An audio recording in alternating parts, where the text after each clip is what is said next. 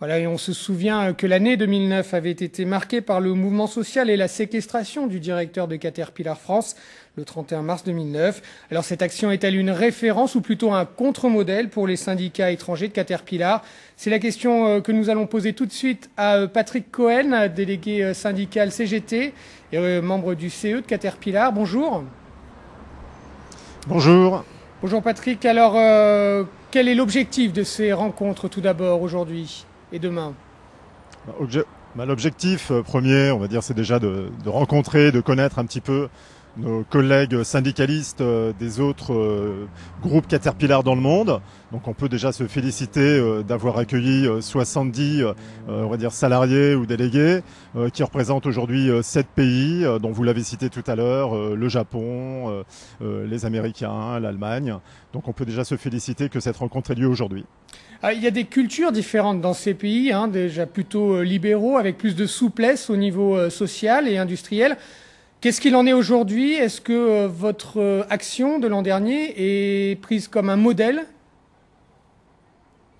Je crois que effectivement l'action qui a été menée à Caterpillar l'an passé dans le cadre de ce plan de sauvegarde de l'emploi qui a fait le tour du monde est un moyen aujourd'hui aussi de réunir et de comprendre comment fonctionnent aussi les autres organisations syndicales à travers les autres groupes Caterpillar.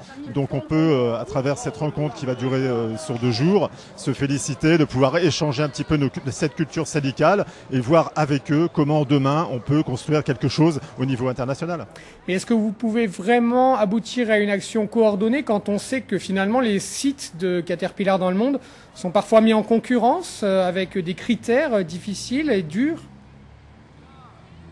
Justement, je crois que c'est tout l'enjeu un petit peu de ces 2 journées de travail, puisqu'il y a eu par le monde Caterpillar l'année dernière plus de 20 000 suppressions d'emplois.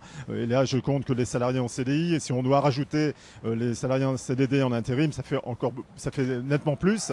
Donc je pense qu'il faut effectivement travailler et combiner ensemble pour que dans les années futures, et pourquoi pas déterminer une journée d'action internationale au niveau du groupe ces prochaines années. Ça peut être un enjeu, effectivement.